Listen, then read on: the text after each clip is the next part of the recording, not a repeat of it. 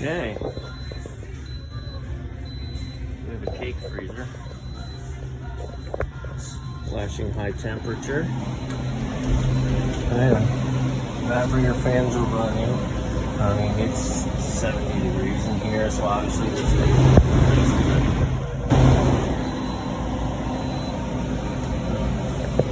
gotta make sure the breakers are all powered for the condenser on this unit's on the roof. That's where our problem's gonna be. All right, so just before we go run into the roof, cake display freezer compressor, 2-door cake display freezer. So on, and then cake display freezer compressor, 2-door display freezer. So 22 on, 30 on. So yeah, they're powered, everything's good. The store actually told me that when I called them. Pretty good about checking that stuff first. Right, to the roof. All right, so this is our unit right here. I can feel air, so my condenser fans are running, but I don't hear the compressor. So I think we got fans, no compressor.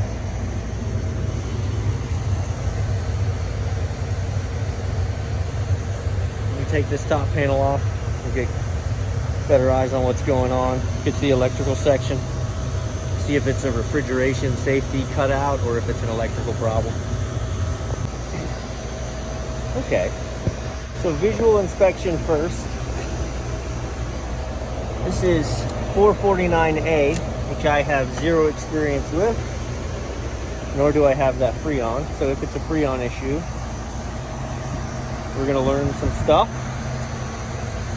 I know the fan rate looks funny, but they're spinning properly. Compressors are definitely not running. Let's look at the electronic section here.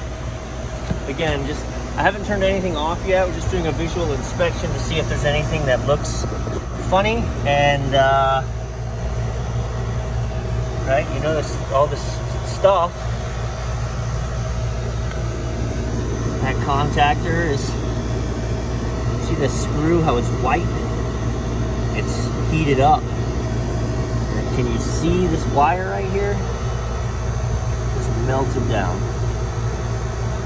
So, electrical problem. All right. So that is, we have our, right? Not because I'm familiar with this unit. I'm just looking at it and saying, all right, so how do we deduce what's going on? So you've got your power coming into the box. Then you've got your power coming in, which is this red and black up top. So we've got power coming in, but the power melted down at the bottom of the contactor. So, yeah. We're gonna replace the contactor. I probably could just cut that wire back and reattach it and be good to go, but also you can smell real bad that it's burnt. You can see all these terminal ends. We're gonna redo all this. We'll check these capacitors while we've got it open. So we'll power it down. I will go grab a 2-pole 30 amp contactor out of my truck. We'll get busy. So I was worried I wasn't gonna have one. Let me show you. All right, so here's a double pole contactor. I'll show you the label here. All right, so 2-pole 40 amps, but see in the blue where it says 24 volts coil? That's a problem. So that's what's gonna activate the actual switch. And so many of these for air conditioning, and what I use is 24 volts. And the coil of that contactor is actually high voltage as well. The coil is 208. So if you look at this, I've got, so yes, it's a 3-pole, but 50 amps.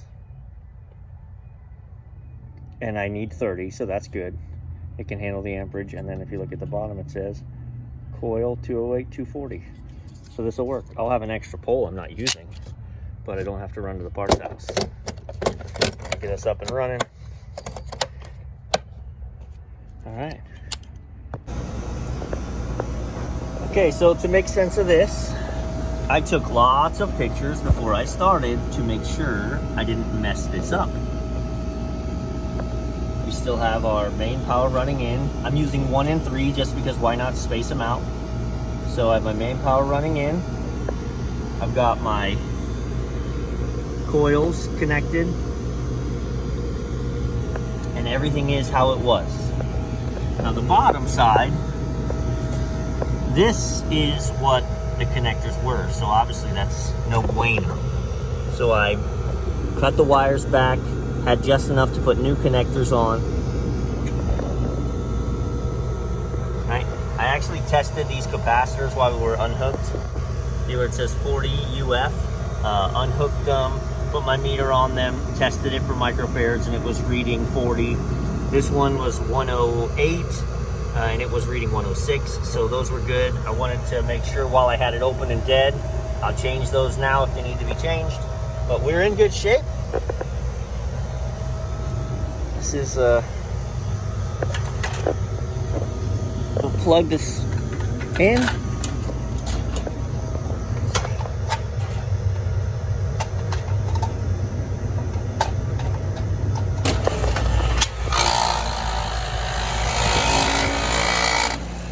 That didn't sound good.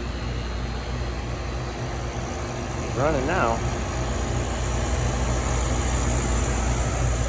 Okay, so the compressor started.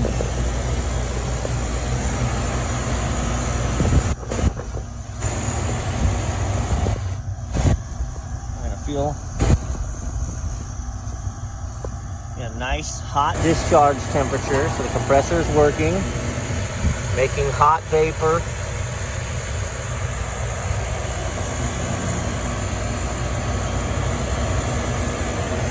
And it's going through the coil and coming back.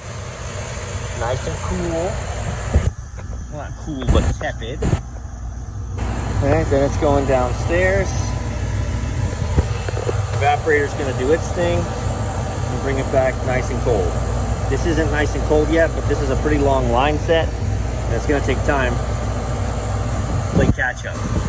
So I'm gonna sit up here for a few minutes because the possibility exists that the reason the contactor went bad was because the compressor was short cycling and it just caused on, off, on, off, on, off, on, off.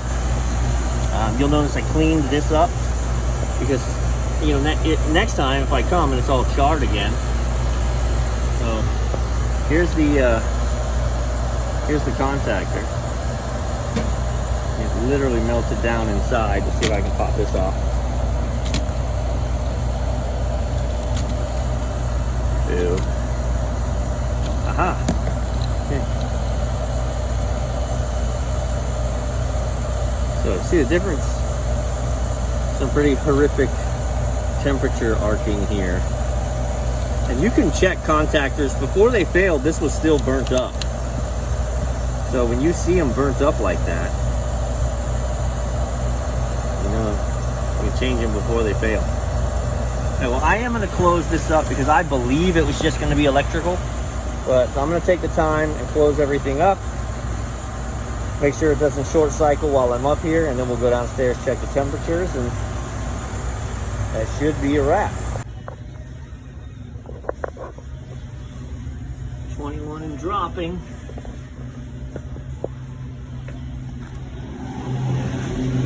It's nice and cold now.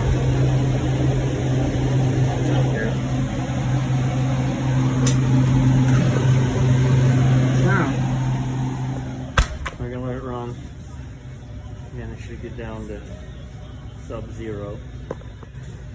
And if this is the end of the video, then all was well. Anything else comes up, I suppose we're not done, but I'm gonna stay here and watch it. Hopefully this is a wrap.